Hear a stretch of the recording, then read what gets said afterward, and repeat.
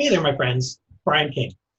One of my one-on-one clients asked me a very important question that I want to expand on for you. It's about the victim mindset. What it is exactly. Are there positive sides to it? Are there negative sides to it? And the examples that she offered up were like what the Nazis did to the Jews or what abusive parents did to children. Then, of course, there's one spouse abusing another or a partner abusing another, being the survivor of a violent crime. I mean, there are many, many ways where you can feel wronged, and they are very, very valid.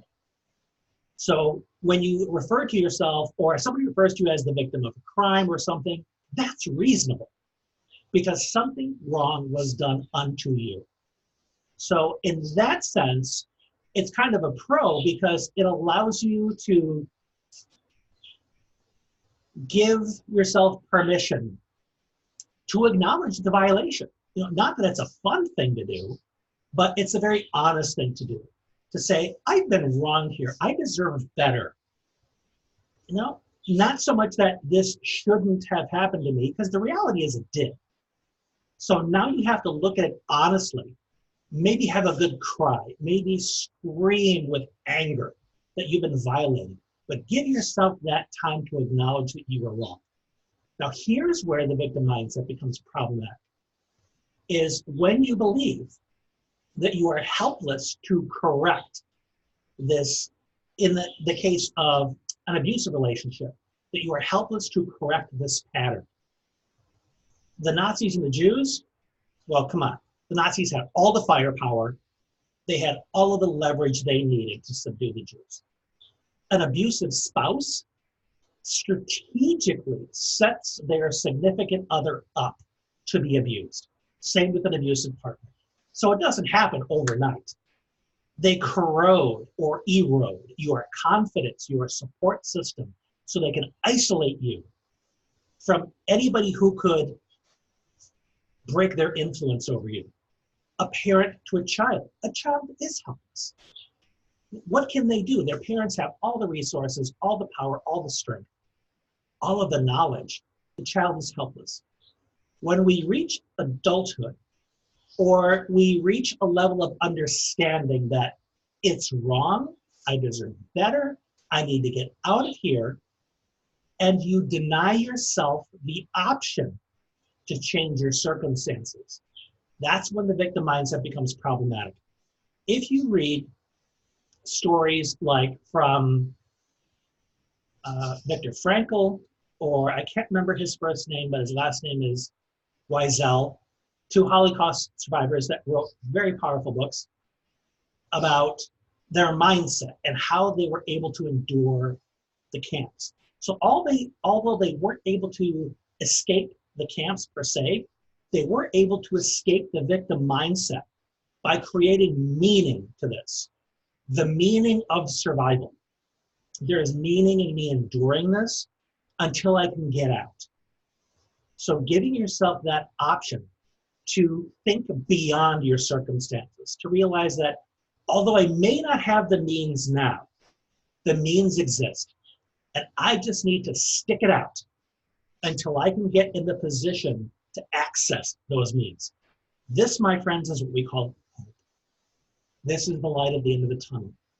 That even though you can't grasp it, you can absolutely aspire to it. Then there's also the obvious side, a positive, or rather a positive and a negative, where help is offered to you, it's there, you can grab it. You have the means to change your circumstances, but you don't. Because maybe you believe you're not good enough. Maybe you believe you're dumb, you're a failure, that why would somebody help a dum-dum like you who has chosen to stay in this awful relationship? You know the story. There's all kinds of ways to beat yourself up, to think you're unworthy. And a lot of that is by design. The abuser wants you to feel that way.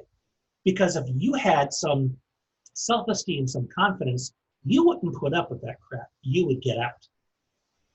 So it's important that you acknowledge within this pattern, I don't care how long it's been, 50 years, whatever, if you got a breath in your body, you can create change. It's never too late to have a happy life. But you have to allow yourself to acknowledge the fact that it can be better. You can make it better. And it must become better.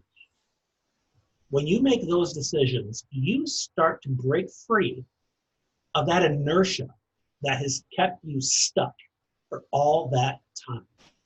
Then what you need beyond that is guidance. A friend, relative, an author, coach, who can help you take that essential motivation, that hope, and begin to move in the direction of what you deserve that you've been denied this whole time. So that's basically my 2 cents on victim mindset. I hope this has really expanded your sense of it. Oh, one more thought on this before I forget. I also shared this with my client. It's one thing to believe you're a victim of a situation that you're in. But when you generalize that to believe that you are a victim in life, meaning that this is your worldview. I am a victim. Things only happen to me. Life can only happen to me. There's nothing I can make happen. That's when you have chosen to be defeated as a human being. And that is absolutely something we want to prevent happening for you. If it has happened for you, guess what? There's still a way out. There's still a way out of that hole. And if that's something that you want to change, there's a lot of work that can be done.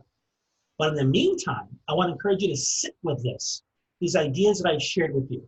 And maybe as you reflect upon this, it'll begin to shake some things loose, and you'll begin to see things in a slightly more positive light, so you see what the potential for you is.